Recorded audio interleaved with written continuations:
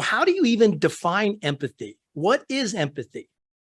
So, it is a great question, and it's often something misunderstood. People have a lot of different preconceived notions.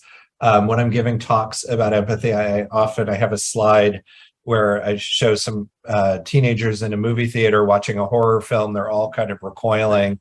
And the slide says, this is the E word that people are afraid of, and it's empathy. And they're afraid of it because it reminds them of another E word, emotion. And not everybody's really comfortable with their emotions and getting down into that space. But to answer your question, empathy is about being able to either see the perspective or point of view of another person, or feeling the feelings of another person as if you were them. So in their shoes. So that colloquial expression of walking a mile in somebody else's shoes, that's what that's actually about.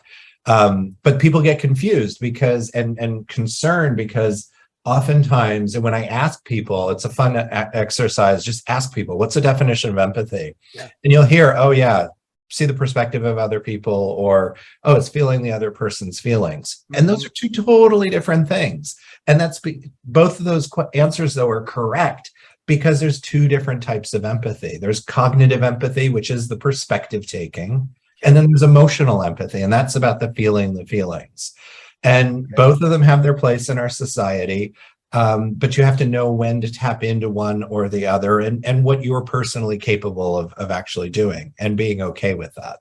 Wow. I'm so glad we started there, because I had only been aware of the feeling side of empathy. No one had explained to me there's the cognitive side. And what's the difference?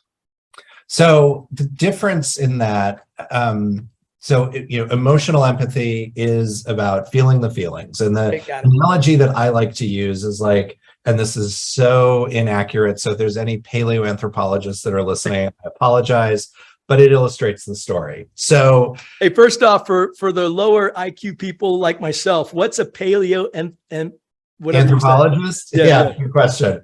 And it might be a made-up term. An anthropologist is somebody that studies cultures and the way people live, and then paleo referencing prehistoric times. So if you're one of those Jurassic Park scientists that are studying the way people and animals used to live, I apologize. But back in the day, humans were living in caves.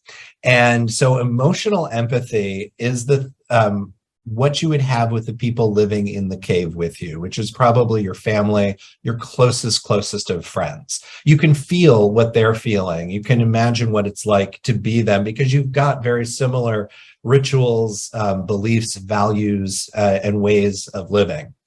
Cognitive empathy is what you use when the people from the cave down the road come over. And they look like you, they may sound like you, but they're not. They've got different rituals, opinions, beliefs, and they may come to you. Let's say, you're in this hunter-gatherer age where we're going out, we're hunting and bringing the kill back and gathering berries and things. But they come over and they say, hey, we've come up with this new thing we call farming. And you're like, okay, I have no idea what that is. But then they proceed to tell you that they want to clear the land in front of the caves so that they can farm. You may not be able to relate emotionally to where they are, but you can understand the perspective of that other cave and the people living there, where they want to be able to provide and they want to be able to do it efficiently. And you can use that cognitive understanding to collaborate together and go, okay, we want to cut all these trees down. Well, this set of trees over here our kids like to play in, so we want to hold on to those. And over here, these trees have some sort of sacred, belief or something for the people in our cave. So if we can keep these, we're good with the rest of this. And hey, do you need us to, help you or whatever?